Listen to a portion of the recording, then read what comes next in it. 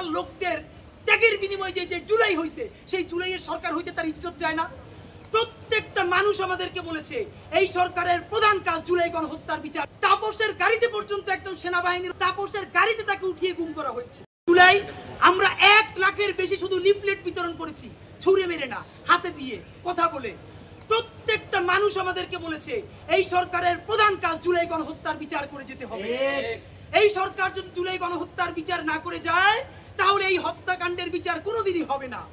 তারা চাচ্ছে পরবর্তী নির্বাচিত সরকারের কাঁধে এই বিচারটা দিয়ে যেতে। এইটাই যদি তোমরা চাও তাহলে তোমরা এতদিন উপদেষ্টা হয়ে বসে আছো কেন? তোমরা ভিআইপি প্রোটোকল নিচ্ছ কেন? নাম্বার 2, আপনাদের কাছে আরেকটা জানাতে চাই। আপনারা জানেন যে আমরা জনগণের প্রতিক্রিয়া গেছি রাজনৈতিক দল বিএনপি, জামাত ইসলামী, এনসিপি, খেলাফত মজলিস, ইসলামী আন্দোলন থেকে শুরু করে এই বাংলাদেশের জুলাইয়ের অংশীদার প্রত্যেকটা রাজনৈতিক দলের কাছে আমরা 2 দিনে গেছি।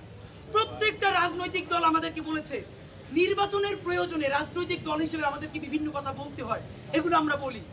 কিন্তু এই বিচারের দাবিতে, লীগ নিষিদ্ধের দাবিতে আমরা কেউ কম্প্রোমাইজ করতে চাই না। এই সরকার তাহলে বিচার করছে না কেন?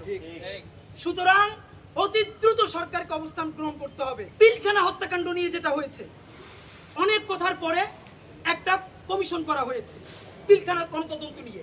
এই পিলখানা গণতদন্তের পরে সেইখানে একটা ধারা রাখা হয়েছে যতগুলো বর্তমান মামলা চলমান আছে, বর্তমান কমিশন এই কোন চলমান মামলা নিয়ে কথা বলতে পারবে না, তার সাক্ষীদেরকেও ডাকতে পারবে না, তার ভিকটিমদেরকেও ডাকতে পারবে না। কি ভাই, আপনি এইটার মাধ্যমে রাষ্ট্রের প্রত্যেক এজেন্সিকে কি আপনি দায়মুক্তি দিচ্ছেন? কথার কথা দায়ের দায় আপনি একটা কমিশন করেছেন, সাক্ষীকেও ডাকতে পারবে না কথা বলার জন্য। যার বিরুদ্ধে অভিযোগ করা হয়েছে তাকেও ডাকা যাবে না, ডাকবে কারে? আমারে? মানে এটা কেমন মকারে? জানা গেছে তাপসের গাড়িতে পর্যন্ত একজন সেনাবাহিনীর অফিসার পিলখানা, তার স্ত্রী আমাদের সাথে কথা বলেছে, তাপসের গাড়িতে তাকে উঠিয়ে গুম করা হয়েছে। এইটার সাথে সেনাবাহিনীর তৎকালীন একটা অংশ জড়িত ছিল। তাহলে তাদেরকে দায়মুক্তি দেওয়া কি আমাদের এই সরকারের দায়িত্ব? পারলে বিচার করেন, না পারলে সংবাদ সম্মেলন করে বলেন অমুক অমুকে বিচারে বাধা দেয়, দেশ ছেড়ে চলে যায়, আল্লাহ হাফেজ। কিন্তু করতেটা চান কি? এই যে আমাদেরকে ক্লিয়ার করেন। নাম্বার 2, শাপলা নিয়ে সব থেকে ভয়ানক কথাবার্তা। আমাদের প্রচুর মানুষ কথা বলার কারণে অন্তত পিলখানা নিয়ে একটা নামকাওয়াস্তে কমিশন হলে হয়েছে। ভাই, পিলখানায় শহীদ হয়েছে দেশপ্রেমিক সেনাবাহিনী, তবুও তারা কিন্তু এলিট, আরবান। এই আরবান এবং এলিট ধনী লোক বলেই কি তাদেরকে বুঝ দেওয়ার জন্য একটা কমিশন হলো।